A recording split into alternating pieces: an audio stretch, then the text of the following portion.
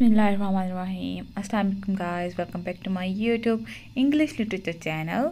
सो आज हम बात करने वाले हैं about what is diaspora and what meant by diaspora, what are the main features of diaspora and what are the main types of diaspora and main writers of diaspora in post colonialism studies. तो जो सबसे पहले हम देखते हैं what meant by diaspora. Diaspora actually derive किया गया है ग्रीक वर्ड डिस्पर्स से। डायस्पोरा एक माइग्रेशन होती है जो कि फोर्सफुली होती है या तो विलिंगली होती है, अपने होमलैंड से किसी न्यू रीजन की तरफ एक मूवमेंट जो कि दो तरह की होती है, एक टेम्परेरी होती है और एक परमानेंट होती है। टेम्परेरी मूवमेंट में आ जाता है कि आप उधर काम करने के लिए जाते हैं, ठीक है, किसी न्यू रीजन में, या ट्रेड की सूरत में जाते हैं या अपना फ्यूचर इन्हेंस करने जाते हैं। ये आ जाता है जी टेम्परेरी मूवमेंट में। और परमानेंट मूवमेंट जो होती है उसमें आते हैं कि आप वहाँ पे जाके सेटल हो जाते हैं, एक न्यू रीजन में जाके आप सेटल हो जाते हैं और वहाँ का कल्चर अडॉप्ट कर लेते हैं और अपना कल्चर और उनका कल्चर दोनों को मिक्सअप कर देते हैं। तो ये मूवमेंट फोर्सफुली भी हो सकती है और विलिंगली भी हो सकती है। वार के जो टाइम पीरियड था उसमें आपको फोर्सफुली एक जगह से दूसरी जगह पे मूव करने का कहा जा रहा था और आप खुद भी चाह रहे थे कि हम सेफ होके यहाँ से निकल जाएं जहाँ पे वार हो रही है और किसी ऐसे महफूज इलाके में जाके शिफ्ट हो जाएं जहाँ पे सुकून हो, जहाँ पे वार ना हो रही हो, ठीक है। तो ये दो तरह की मूवमेंट होती हैं जिसमें आप एक्चुअली क्या करते हैं, अपने होमलैंड्स को छोड़ के किसी दूसरे रीजन में, किसी नए रीजन में जाके आबाद हो जाते हैं। उसको हम डायस्पोरा कहते हैं और उस न्यू रीजन्स के कल्चर को, उनके लैंग्वेज को, उनके फैशन को, उनके लाइफस्टाइल को अडॉप्ट कर लेते हैं। हम सिंपली इस तरह डिफाइन कर सकते हैं, diaspora is a migration from their homelands to another new regions willingly और अनविलिंगली। तो जी according to Meena Alexander there are two types of diaspora. First type है इसकी टेम्परल मूवमेंट और वॉलेंट्री डायस्पोरा। टेम्परल मूवमेंट और वॉलेंट्री डायस्पोरा में क्या होता है, हम अपनी मर्जी, अपने बिहाफ पे अपना मुल्क छोड़ के किसी न्यू रीजन में शिफ्ट हो जाते हैं for the sake of trade work और मेक आवर फ्यूचर। अपनी एम्बिशंस पूरी करने के लिए, अपना फ्यूचर जो है उसको इन्हेंस करने के लिए हम दूसरे कंट्री में शिफ्ट हो जाते हैं। और स्पेशल और फोर्स डायस्पोरा क्या होता है, इसमें हम फोर्सफुली मास्टर्स के ऑर्डर से हम अपने वतन से किसी दूसरे वतन में शिफ्ट हो जाते हैं। वहाँ यहाँ पे हम या तो एज अ स्लेव बन के जाते हैं उनके काम करने के लिए या उनके हुक्म मानने के लिए वहाँ पे अपनी सारी लाइफ गुजार देते हैं। परमानेंट भी हो सकती है, हम सारी ज़िंदगी के लिए वहाँ पे भी रह सकते हैं, क्योंकि ये हम अपने मास्टर्स वो नहीं जो आपके अपने मालिक हैं, मास्टर्स वो हैं जो आप पे आके गालिब हो जाते हैं। जैसे कॉलोनियलिज्म पे हुआ, यूरोपियन ने आके नॉन यूरोपियन पे अपना गलबा जमा लिया, ठीक है, फिर उनको फोर्सफुली कहा कि आप हमारे साथ जो है वो मिक्सअप हो जाओ, हमारी लैंग्वेज, हमारा कल्चर, हमारी इकोनॉमी यूज़ करो, ये वो सारा कुछ। तो वो वाले जो मास्टर्स हैं जो आपको फोर्सफुली आपको स्लेव बनाते हैं, उन मास्टर्स के ऑर्डर पे in the war time period आप एक जगह से दूसरी जगह पे शिफ्ट होने पे जब मजबूर हो जाते हैं, उसको हम स्पेशल या फोर्स्ड डायस्पोरा कहते हैं। टेम्परल मूवमेंट होती है वो दो तरह की होती है, एक होता है एनालेप्सिस और दूसरा होता है प्रोलेप्सिस। एनालेप्सिस में होता है आपने पास्ट में देखते हैं कि हम कितनी गुर्बत वाली ज़िंदगी गुजारी है और अपना फ्यूचर इन्हेंस करने के लिए हम यहाँ से जा सकते हैं। और प्रोलेप्सिस होता है कि आप अपना फ्यूचर इन्हेंस करने के लिए वहाँ पे शिफ्ट कर जाते हो। Looking back as the past is called analepsis and looking forward as the future प्रोलेप्सिस।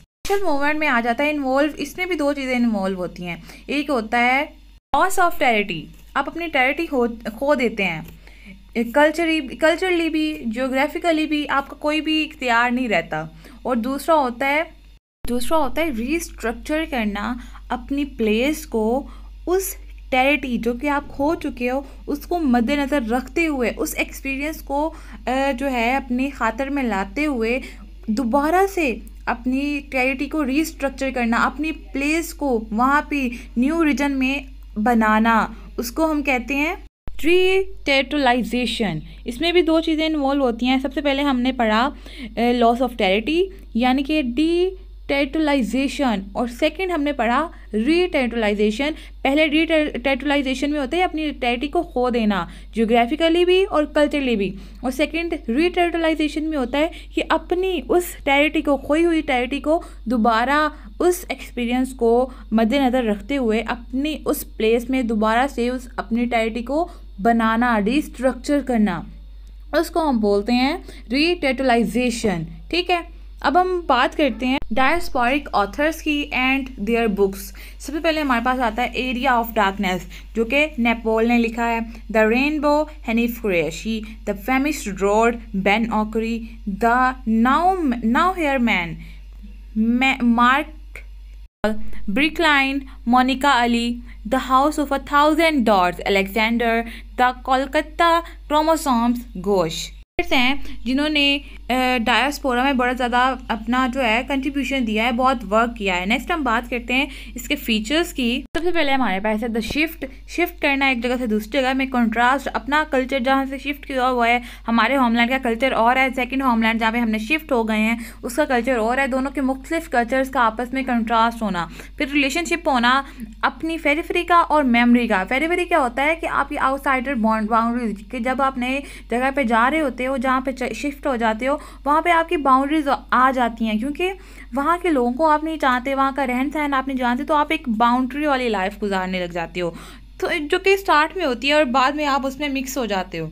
और मेमोरीज आपकी, जो कि आपका चाइल्डहुड जहाँ पे गुजरा होता है, वहाँ के हिस्टोरिकल इवेंट्स और वहाँ के लोगों को आपका याद करना और आपका भी उन लोगों को याद करना, मेमोरीज इसमें आ जाती है। Sense of alienation in new society, आप जब नई सोसाइटी में शिफ्ट होते हो तो आपको बड़ा तन्हा महसूस होता है वहाँ पे, जब आप नए शिफ्ट होते हो, वहाँ की लैंड नहीं होती है, वहाँ के कल्चर नहीं होते हैं, वहाँ की सोसाइटी नहीं होती है।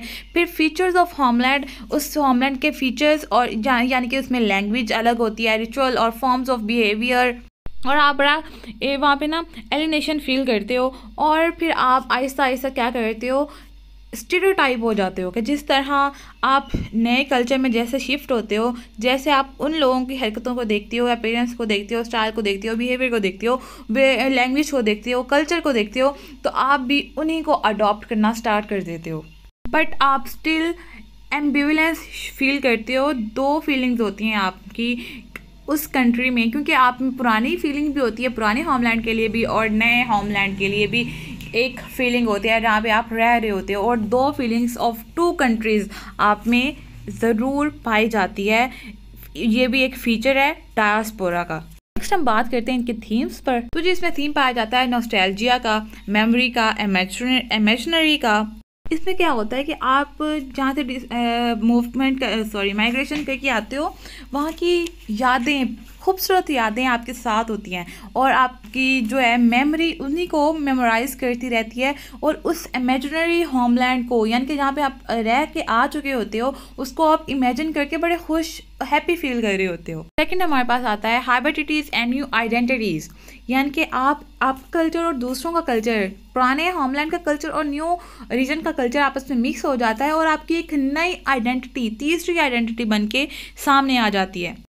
और थर्ड इसका है ग्लोबलाइजेशन एंड कॉस्मोपोलिटनिज्म, यानी कि डिफरेंट कंट्रीज़ के पीपल्स का माइग्रेट करना in one country from sophisticated world and culture as London, यानी कि सोफिस्टिकेटेड लोगों का एक होमलैंड से नए होमलैंड की तरफ माइग्रेट करना और वहाँ पे रह के अपना कल्चर फैलाना, यानी कि जैसे कि लंदन की एग्जांपल ले लो, वो जो है वो उन्होंने जब माइग्रेशन की एक नई कंट्री में, तो वहाँ पे रह के उन्होंने उस कल्चर को अडॉप्ट नहीं किया, लेकिन उस कल्चर में अपने कल्चर को मिक्स कर दिया। कि जब यूरोपियन आए, उन्होंने नॉन यूरोपियन का कल्चर अडॉप्ट नहीं किया, लेकिन यूरोपियन का कल्चर नॉन यूरोपियन में मिक्सअप कर दिया, यानी कि सोफिस्टिकेटेड लोगों ने अपना कल्चर, जो इन्फीरियर लोग थे जिनको वो समझते थे, उनमें मिक्स करके एक थर्ड कल्चर जो है वो इंट्रोड्यूस करवाया। उसको हम बोलते हैं ग्लोबलाइजेशन एंड कॉस्मोपोलिटनिज्म।